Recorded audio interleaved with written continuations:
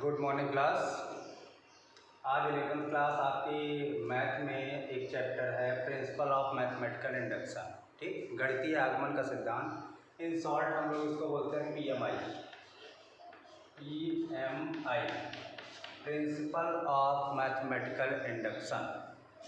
देखो, गणितीय आगमन का सिद्धांत की बात हो रही है, यानी पीएमआई की बात हो रही है। तो पीएमआई के बारे में हम लोग ये कह सकते हैं कि कोई भी फॉर्मूला है, जैसे मान लो अगर वो कई वैल्यू के लिए ट्रू होता है तो हम ये कह सकते हैं ट्रू है। ठीक, या किसी जनरल वैल्यू के लिए ट्रू होता है तो हम कह सकते हैं ट्रू है।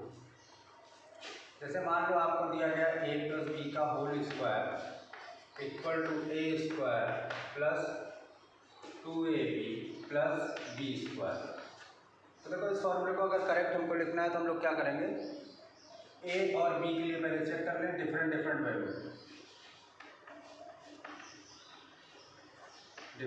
Value of a and b। अलग अलग वैल्यू a और b के लिए अगर LHS इक्वल टू RHS आ गया तो आप कह सकते हो ये फॉर्मूला ट्रू है।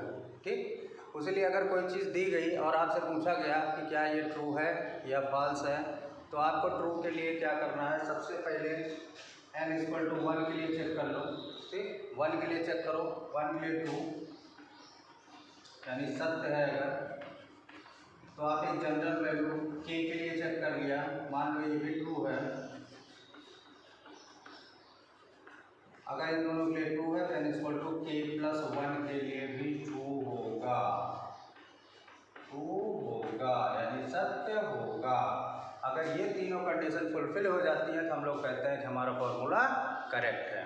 ठीक है, तो मैं इस पे बेस आपको कुछ क्वेश्चन बता रहा हूँ, और वो क्वेश्चन जैसे करते हैं, जैसे एक क्वेश्चन में हम जो भी मेथड इस्तेमाल करेंगे सारे के सारे क्वेश्चन में आपका वही मेथड इस्तेमाल होगा।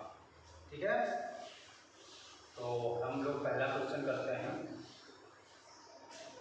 पहला क्वेश्चन है आपका,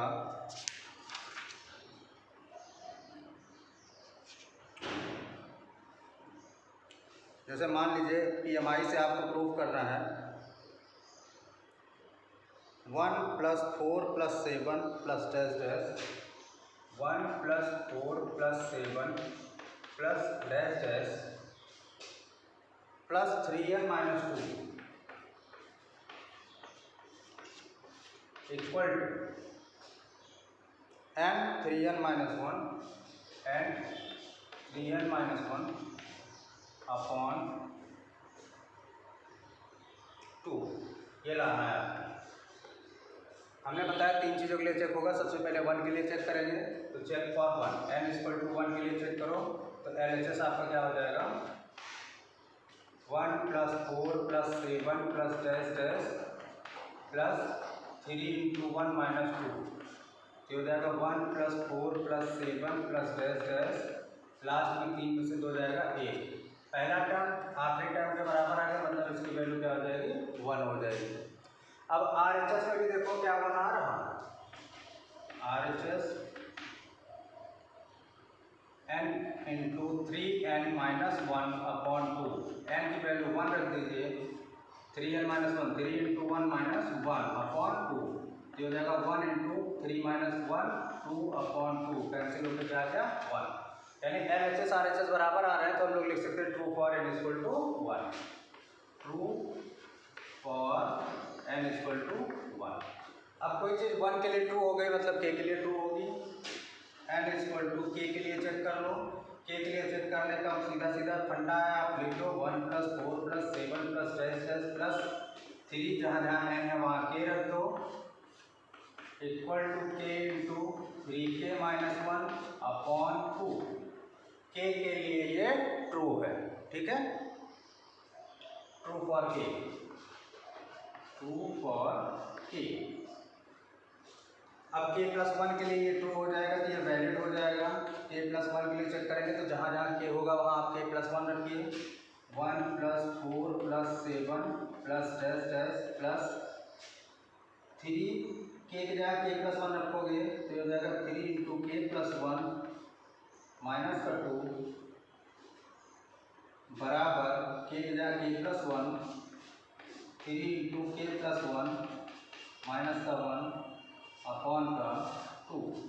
थोड़ा सा इसको अगर हम सिंप्लीफाई करें तो हम लोग लिख सकते हैं 1 + 4 + 7 plus dash dash plus 3k + 3 - 2, ये हो जाएगा 3k, 3 - 2 हो जाएगा तो प्लस का 1, 3k + 1 है इक्वल टू, इधर आपका आएगा k + 1 और 3k + 3 - 1 यानी 3k प्लस का 2 अपॉन का 2। अब इधर वाला सॉल्व करो और ये वाला अगर आ जाता है, ये वाला आ जाने का मतलब क्या हुआ, आपको कितना लाना है, k + 1 3k + 2 अपॉन 2 लेके आना है। अगर ये आ जाएगा तो रिजल्ट आपका ट्रू है, अदरवाइज फॉल्स है। तो हम लोग चलो k + 1 ये चेक करते हैं। तो सबसे पहला काम आपको क्या करना है, जो k + 1 वाला है LHS उसको लिख लेना है। LHS आपका है 1 + 4 + 7 plus dash dash plus 3k + 1 equal to लाना है आपको k + 1 3k + 2 अपॉन का 2, ये लाना है। अब ये देखिए इसके LHS में ये k + 1वां टर्म है, तो इसके पहले जो kवां टर्म था, ये देखो कितना था kवां टर्म, 3k - का 2, यानी इसके जस्ट पहले वाला टर्म क्या होगा, 3k - का 2 होगा। तो इसके जस्ट पहले वाला टर्म भी इसमें लिख लेते हैं। तो 1 + 4 + 7 प्लस डैश डैश प्लस इसके जस्ट पहले 3k - 2 और फिर इसके बाद में 3k + 1, ठीक है। तो यहाँ तक की जो वैल्यू है आपके लिए ट्रू कर चुके हो। देखिए लिखा है 1 + 4 + 7 प्लस डैश डैश 3k - 2 की वैल्यू जो होती है वो k × 3k - 1/2 होगी, ये ट्रू हो चुका है, ठीक। तो इसके लिए क्या करना पड़ेगा, यहाँ तक की वैल्यू जो है उठा के आप ये वाला RHS उठा के रख दीजिए, किसका, k वाले का। तो k वाले का RHS रखेंगे तो ये हो जाएगा k × 3k - 1 अपॉन का 2, यहाँ तक रख दिया। प्लस इसके बाद ये वैल्यू आपकी एक्स्ट्रा है, इसको उतार लीजिए 3k + 1। अब एलसीएम ले लीजिए, 2 से इधर इंटू हो जाएगा, k × 3k - 1 plus 6k + 2 upon का 2। अब इसमें k से इंटू कर दीजिए,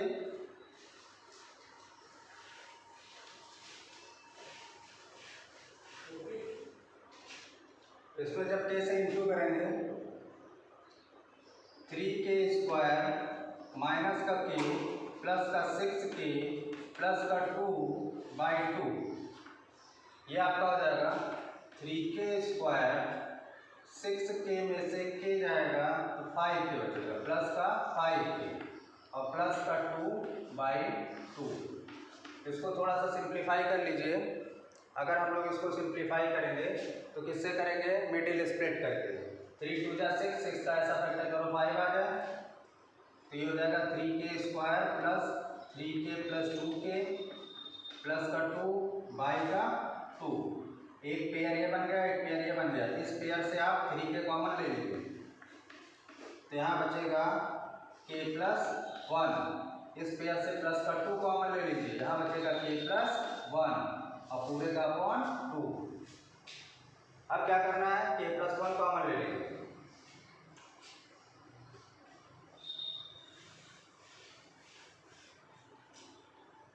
जब यहाँ से k + 1 कॉमन लेंगे तो अंदर बच जाएगा 3k + 2 और अपॉन का 2। यही देख लो, यही RHS आपका आ रहा है। इसका मतलब ये k + 1 के लिए भी ट्रू है, ठीक है। अब देखिए एक टाइप का क्वेश्चन आपके पास ऐसा मिलेगा, जैसे लिखा है 41 की पावर n - 14 की power n is divisible by 27। 41 की पावर n - 14 की power n is divisible by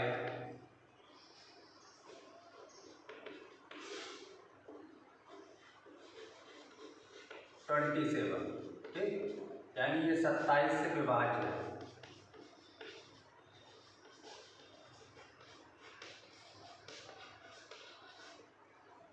तो 27 से विभाज्य है, ये चेक करने के लिए क्या करना पड़ेगा, पहले 1 के लिए चेक करो, फिर k के लिए करो, फिर k + 1 के लिए। तरीका सब कुछ वही है, बस केवल बीच का कंटेंट जो k+1 सॉल्व करने का होता है उसके बारे में मैं थोड़ा सा आपको क्लियर करूँगा।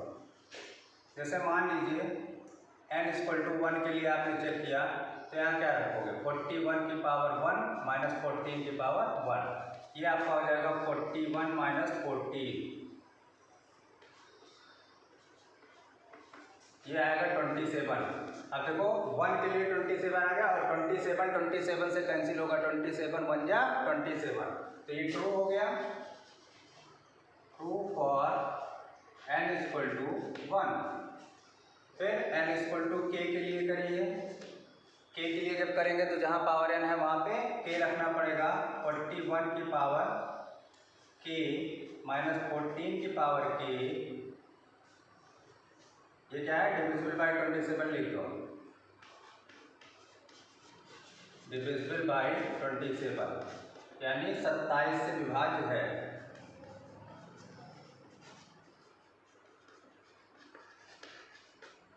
ठीक, और इसको लिख दो ट्रू फॉर k, n=k के लिए ये ट्रू है। और इसको कुछ मान लेते हैं, ये बराबर हम मान लेते हैं एक फंक्शन मान लेते हैं एफ के का फंक्शन है एफ के। ठीक है, अब हम लोग चेक करेंगे k+1 के लिए। फॉर k+1 तो जहाँ जहाँ n था वहाँ k+1 रखेंगे। 41 की पावर k+1 माइनस 14 की पावर k+1। इसमें से कुछ ऐसा करना या तो उसकी जगह एफ के आ जाए तो एफ के डिविजिबल है, लिख चुके हैं, और या तो 27 हो जाए या 27 पूरे में से कॉमन आ जाता है तो हम लिख सकते हैं कि ये डिविजिबल है। तो हम लोग क्या करेंगे, इसको साबित करेंगे कि इसमें 27 कॉमन हो रहा है, तभी हम इनको कह पाएंगे कि ये डिविजिबल होगा। तो इसके लिए देखो हम इस कंटेंट में बनाने की कोशिश करते हैं। इसको हम लोग लिख सकते हैं 41 की पावर k इंटू 41, इसकी पावर 1 हो जाएगी, k+1 वही लिखा है, और यहाँ लिखेंगे 14 की पावर k इंटू 14। अब देखो यहाँ 41 की पावर k लाना था वो है, लेकिन उसके आगे 41 लगा है। अगर 14 की पावर k के सामने भी लगा होता तो 41 हम कॉमन निकाल लेते।